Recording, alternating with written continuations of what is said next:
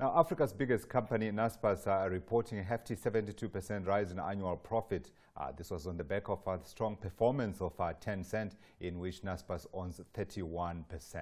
Now, Tencent said core headline earnings per share totaled $2.5 billion or 581 cents. To give us more details is the CEO of the company, Bob van Dijk. Bob, thank you for your time. We've got to begin at Tencent, obviously. Very good performance, whichever way you look at it. Were there any areas that you felt perhaps didn't quite come through?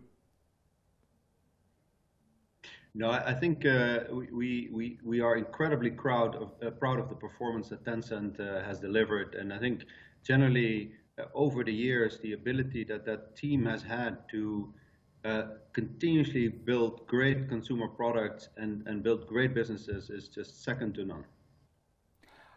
So when you move away a little bit and talk about the other side of the business, and this is really where we're having conversation with South African asset managers, and they talk about the fact that the market is discounting entirely almost all your other businesses. You speak about the fact that core losses in that area declining 10% to $615 million, which is still a lot of money. When are they ending? So we are indeed, we've been investing in other businesses for a few years, and I think we've always been really clear that these businesses are growth businesses. And as you see, if you look for example, in the Bay Area, you have extremely exciting companies like an Uber, of an Airbnb that are still making losses, but are probably some of the most valuable companies in the world.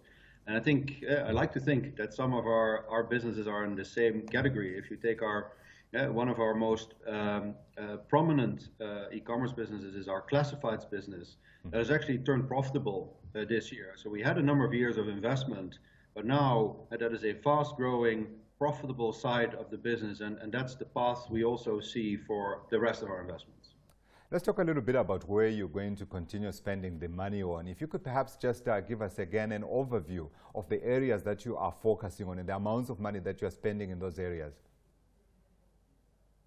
Absolutely. So we have three main segments that we're focusing on, and where we spend most of our money, and also where we will deploy most of the capital going forward. So first of all, that is the classifieds business that I earlier mentioned. So already quite strong and profitable, but we think there's much more to do.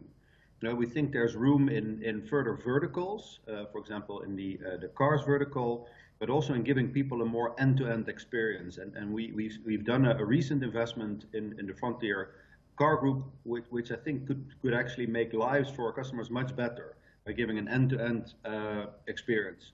We're also very excited about our payments business under the PayU brand. Actually, one of the largest growth markets payment business in the world. We process about $25 billion of payments each year, and that's growing at about 50% in the last year. So we're still in the investment mode, but the profitability actually has improved a lot. We see again that there's further room for growth there. And finally, we are really excited about the food delivery business. We do that in many countries in the world, including South Africa, where through Takealot, we are the main owner of Mr. D Food, which I think is doing an excellent job at bringing food to South African homes. And the cash flow profile of for those businesses going forward, what are we looking at? So classifieds is turned profitable, and the payments business is actually well on its way to profitability. In our food delivery business, the third category I mentioned, actually it is in some cases very close to already profitable. For example, right. we own an online food delivery business in Brazil called iFood. It's doing really well. And in some other cases, it's earlier. I think Mr. D Food is a startup business, early stage, and will take some time to get profitable, but we fully believe in it. Are you able to give us an idea of how much more CapEx you're looking to spend in the coming year? So after we sold some of our Tencent shares earlier in the year, 2 percentage points of it, and that freed up about $10 billion. And we think that we have, within those core segments, excellent opportunities to deploy that capital over time.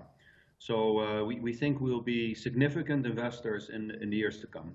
Yeah, let's talk about competition. Here in the South African space, we have seen Netflix coming in and muscling in on your launch, and we have had complaints from yourselves that perhaps they are competing a little unfairly. At the same time, we also seeing Kwese coming in and muscling in on your territory, while at the same time, one of your key businesses, SuperSport, is embroiled in these allegations of racism, which have been dismissed, but nevertheless, it's information that is in the market. How do you see yourselves competing in this market in Africa going forward? What are you guys doing?